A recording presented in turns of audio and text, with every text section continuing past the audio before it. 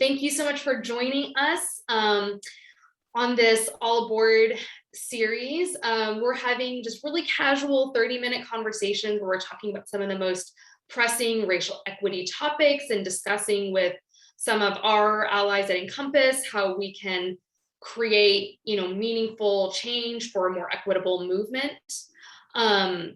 This topic is our third in the series for this year, 2021. I think this is our last for the year.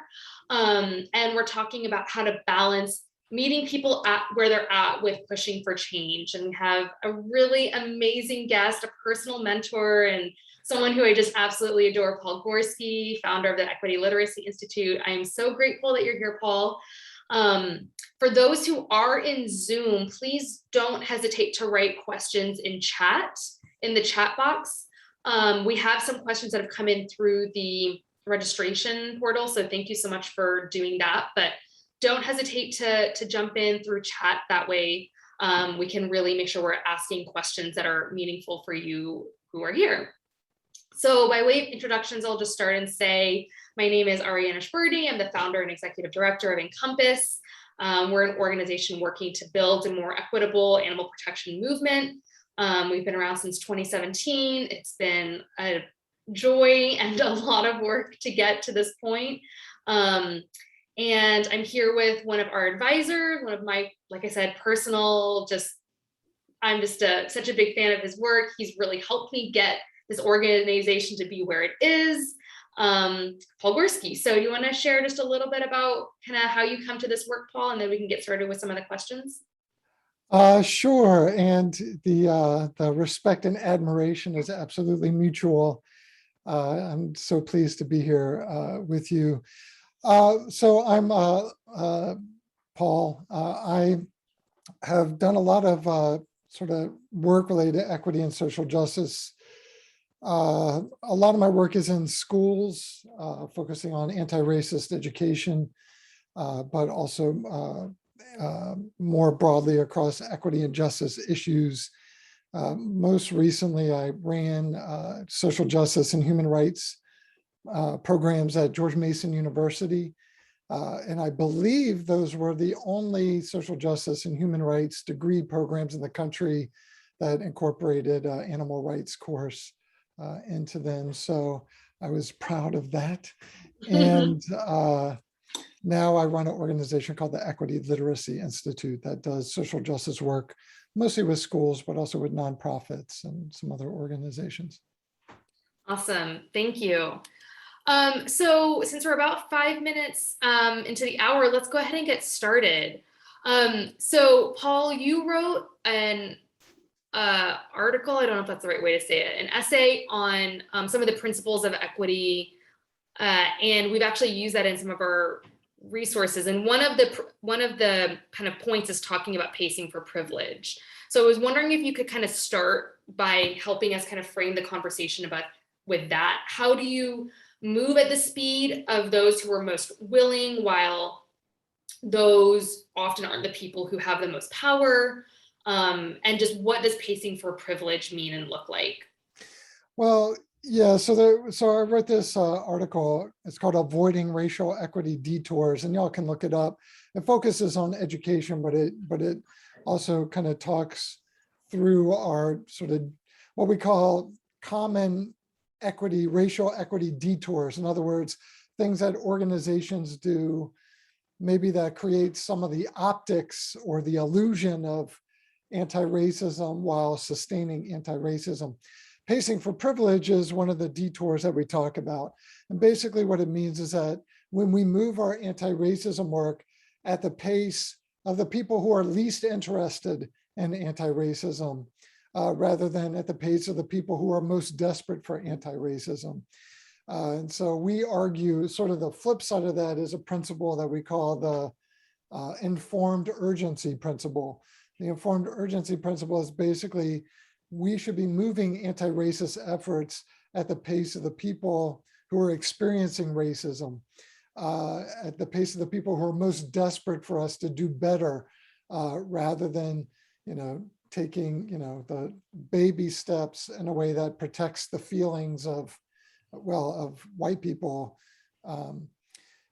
in terms of the, in terms of this, like, well, how do you do that when you have, well, you have an institution that needs to move, that's one thing. And then you have, perhaps, and then you have individual people, and individual people are not all ready to move at the same pace. And often the people in charge aren't ready to move at the same pace. So if you just think about this conceptually, you could think of like two things that have to happen at the same time. One is the institution has to move again at the pace of the people who are desperate for the institution to move toward anti-racism. But we know that not all the individuals in the institution are going to be ready to move that quickly. So we have to build bridges, for people. We might have to differentiate messaging for people, but we still have to be clear that this is the institutional commitment. The institutional commitment is that we are going to do better. And our concern is the people who are experiencing racism. Our concern is not protecting the feelings of the people who are benefiting from the racism. In institutions, and I know there are many of them, organizations where leadership are among the people who don't want to move, aren't ready to move that quickly, or really holding on to this, kind of baby steps approach. I think we need to do some organizing. I think we need to do some sort of public naming. And by the way, I think it's really important for white people who are sort of less vulnerable in response to doing anti-racism work to be out there naming things that need to be named, because in a way, even in the context of anti-racism work, my whiteness protects me from the repercussions of some of that. So, I think and I think Encompass is doing sort of a good job, almost like both in explicit ways and implicit ways, just putting pressure on organizational leaders that this has to be the new normal. So I have so many questions and thoughts. So I guess with that, while we're on the kind of senior leader conversation, how do we push those senior leaders? One person asked, can organizations approach the equity conversation from a positive perspective, or is it better to fight against hate? That's kind of the framing that they used. I might have asked that a little differently, but I'm curious what your thoughts are. Well, I think that's a great question. I mean, I think every bit of, to me, the whole thing is positive framing. I mean, anytime that we avoid these sort of like detours and make progress toward justice, that's positive. It's all positive framing. That doesn't mean every part of the conversation is going to be, roses and candy, because sometimes we have to name difficult things. But I think the shift that can happen is I like to think of it as sort of demystifying the conversation about racism. What happens is, in a lot of organizations, it's like there's no conversation about racism, and then all of a sudden something happens and it's like, well, let's talk about racism. And there's no institutional culture that's built to support that conversation. So it ends up being sort of a disaster. I think we need to frame the conversation that it's positive for the organization to have the conversation, even if we have to name negative things in the organization. I don't think there's a way to have the conversation without naming how racism is operating. But there's a lot of people who, just by naming the ways racism is operating, that they're going to, that they're going to take that as negative. But on the other hand, people who are experiencing the racism might take that as, well, it's about time that we're having some kind of real conversation here. And that might be seen as positive. So I think that we have to name the end goals as positive. It's what we're working toward here is a racially just organization. We want to be a racially just organization, right? And that's very positive. And every step we take toward that should be celebrated as something positive. But that doesn't mean every step is going to feel good for everybody. Right. Because if it was going to feel good for everybody, then we wouldn't name the racism that exists, and then we wouldn't get anywhere. Yeah, I mean, so much of what I is just doing this work for as long as I have now. It's so, all I do is I see how much whiteness is centered. And so, positive for who? That was my first thought, like you just said, the people who have been on the receiving end of racism are probably thinking, finally, this is really great. So, being able to see racism means you're also able to notice how it's centered at all points. And so how do you recommend then seeking that meaningful change when it is often what I see, and I'm sure you see too, is that it's people who have less institutional power within that specific institution we're talking about, even if they may be white folks. How does one go about seeking more meaningful change? Well, I think a lot of it is something that you're helping to facilitate, which is just sort of organizing, um, you know, it's much easier to blow off a bunch of small groups of people who are working in isolation than it is to blow off a whole sort of collective that is part of a movement and is speaking out publicly and is naming things publicly. I think it's really hard in the animal protection, animal rights world because in a way, the culture of it, the whole movement in a way was sort of co-opted by white people. And also just to name something honest, I think there's a lot of white people in this movement who wanted to be in some kind of progressive movement and chose this one because it felt like the easier place to be for a white person than doing anti-racist work or some other kind of social justice work. So I think even though people in this movement tend to be sort of liberal-ish, often it's a liberal, not a critical. It's a like, let's just get along with each other and that sort of thing. And that can obscure what the deeper issues are. So I think it's about sort of fomenting a movement, inviting those folks into the movement to do something a little bit more serious and just doing a lot of organizing around it. So that people aren't so isolated. And I think part of the problem is a lot of the anti-racists in this movement feel very isolated. Mm-hmm. So where do you create a space so that, we can all sort of collectively work on these issues? Something we talk about a lot in our trainings, especially, but at all opportunities, is just how the kind of identity of being a white liberal plays out in the animal movement. I know when you and I did a training once, we had a whole session just on, the role of the white liberal identity in doing this work. Can you share a little more about that as you see it specifically in the animal movement? Yeah, well, I mean, as you remember, there were a couple people when I named that who were very resistant to it, Defensive. very defensive about it, and it is a hard thing to hear, maybe, but it's not harder than experiencing racism. So, so I think a lot of people who do anti-racism work, one of the things that we often talk about, which has kind of become one of those truisms, is that often the hardest places to get traction to do real transformative anti-racism work are not places that are full of like people who are openly bigoted, but the places that have the biggest concentrations of liberal white people. And the reason for that is part of that kind of white liberal mindset is seeing oneself so much as a do-gooder that it's hard to have a conversation about how there's a limit to that. Also, sort of the other aspect of this is part of white liberalism is clutching onto things that are kind of the soft diversity, the fluffy inclusion stuff. Like, let's just learn about each other's cultures. Let's celebrate diversity. Let's share food from, let's share vegan food from different cultures. And there's something of value there. The problem is that has nothing to do with racism.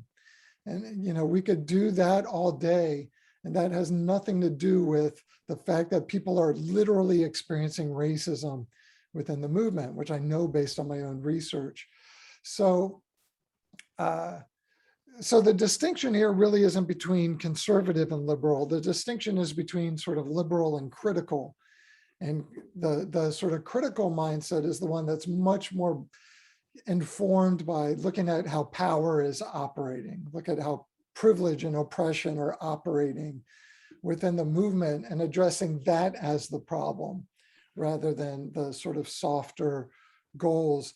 And that tends to be really hard a really hard shift in quote unquote sort of liberalish kinds of organizations because it moves people from thinking of themselves as positive do-gooders, I'm doing something positive for the world, to looking a little bit more closely at how I can be doing that and also perpetuating these bad things. Mm-hmm. So another question we got was kind of the flip side of the pacing for privilege. One person asked, as organizations strike the balance you referenced with, how to balance meeting people where they're at with pushing for change, how do you ensure the needs of BIPOC and their co-conspirators are met? In your work in schools, have you seen these kinds of conversations? How do we, as we're working for this change, have the sustenance as the people who are pushing for change, especially amongst BIPOC folks? Well, I think part of it, for instance, for me as a white person doing this work, I think I do want to distinguish a couple of pieces of this that, like, in terms of the philosophy or the goals or the approach of the work, that I have to be very informed by what people who are working for their own liberation is saying or identifying as their path to liberation. That doesn't, so I want to distinguish being guided by that philosophy or that set of goals from handing over all the responsibility for the labor of it. I should be, as a white person, doing the labor of it, but not in a way that sort of recenters me and my needs, but that sort of centers the identified and stated needs of BIPOCs. So, I think, being informed in that way is really important. I don't know. Well, I guess you probably have seen my study that found that one of the biggest causes of burnout and anti-racist activists of color are the attitudes and behaviors of white people who see themselves as anti-racist activists, that's causing burnout. So I have to be very conscious of that. And how am I bringing myself into these communities of activists and spilling my privilege and fragility all over the place? So, I think being very conscious of that, centering the goals that have been identified by people who are fighting for their liberation and being willing to be guided by that, I think is really important. But I also think, I think it's important to attend to the well-being of activists as well, because there is a tremendous amount of burnout. But part of the burnout, again, that activists of color often experience is racism from white activists in their own movement. So Yeah. got to be conscious of that. So one second, we got a question in the chat. So what, the well-being part of what you're saying, can you say what that might look like organizationally? Like, what does that look like for an organization to push for well-being? Well, from my anti-racist point of view, the first commitment to well-being is eliminating the racism, eliminating it institutionally, addressing it individually. A lot of that should be weeded out in the hiring process. So, and not just around racism, but sexism and homophobia, heterosexism, transphobia, all these sorts of things. If we're not committed to equity and justice across the board, then we can't say we're committed to well-being. It's not enough to take care of people after they've experienced that in the organization. I think also just looking at sort of organizational conditions. I think a lot of people who especially are working for the big, or even smaller nonprofit animal protection organizations, those organizations know that they can grossly underpay people because there's a whole line of college students, hundreds deep, who just desperately want to work in the movement, and they will take those jobs no matter how they're treated once they, get in there. So I think there's got to be a bigger commitment organizationally to address, some of the, expectations of ridiculous work hours and underpay and all of that that's happening. I think, there's such a big problem with burnout in the animal protection and animal rights movements that I would argue that that we should see addressing burnout as part of the activism. Because what I learned from my interviews with animal rights activists who have burned out is that most of them have to leave the movement in order to recover from their burnout, and then figure out how to survive the movement and then re-enter the movement, maybe, if not leaving the movement altogether. So that needs to be built in to organizational structures. Right now, most people have to go outside their organizations to find that support. Yeah, completely. I did want to say on the hiring piece, I saw on your Instagram and probably some of your other social platforms that you asked this question about what kinds of questions should we be asking in our hiring process to help weed that out? So I just wanted to flag that on your Instagram. What's your handle? It's at Paul C. Gorski. Okay. It's also on Twitter at Equity Literacy. And you were saying you're going to compile some of the best ones and put it out in some format. Yeah. I personally would love to see that, because that's something that I get asked a lot, is how do we hire? We don't just say, are you anti-racist? But like, what are the kinds of questions that we can ask to better identify the people who live the values that we proclaim to have as organizations?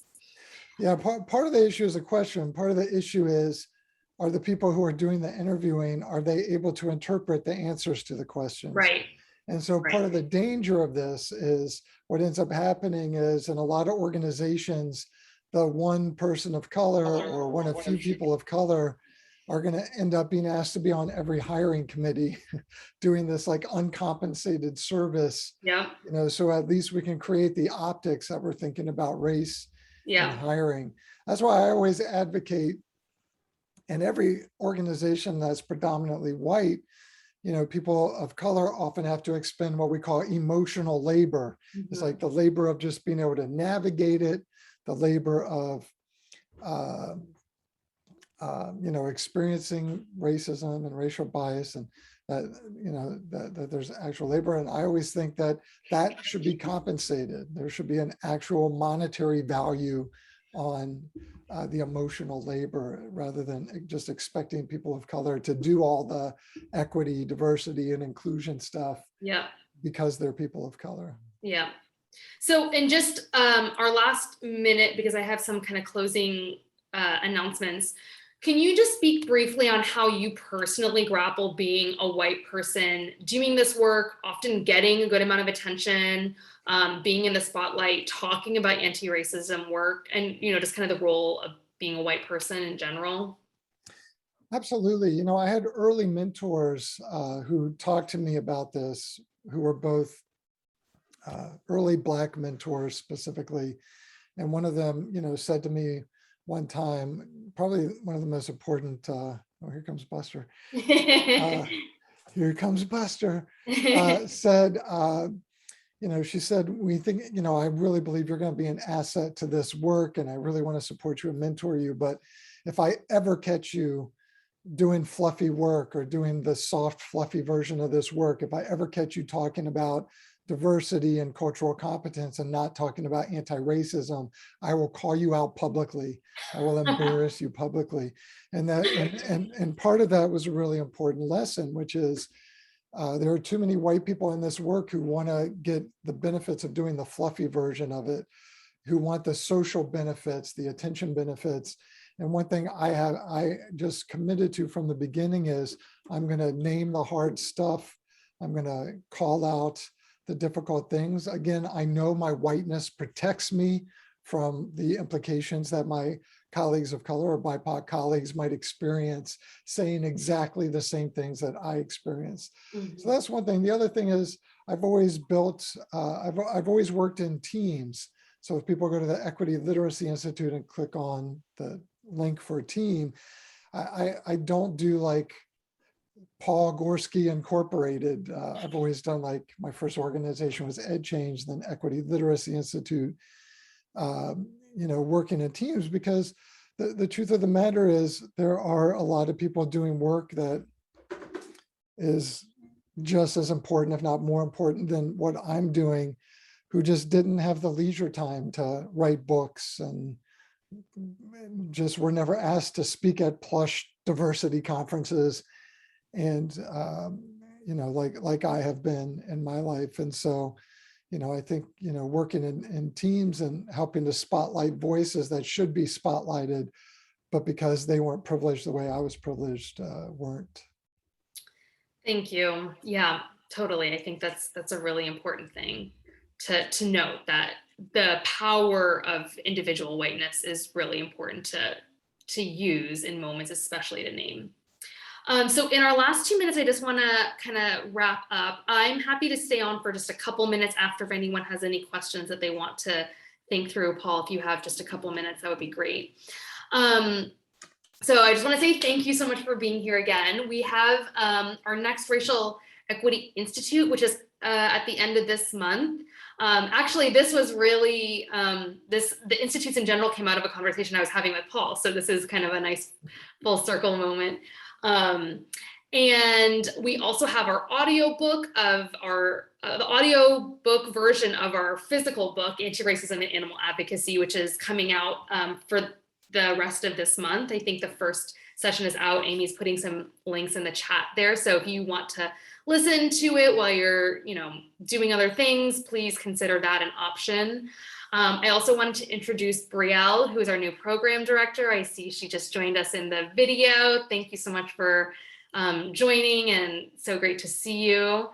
Hi, Brielle, yeah, if you can stay on, if there are any questions for you too, that would be great. And I think that's kind of about it. We're just at the at time. So if there are any final questions, please feel free to chat them over. Otherwise, thank you so much for joining. We will have a blog with the write-up of the key findings, and this video will go up on YouTube if you want to share it with any colleagues. So thank you so much for joining, for asking questions in advance. And this was great. Thank you as always.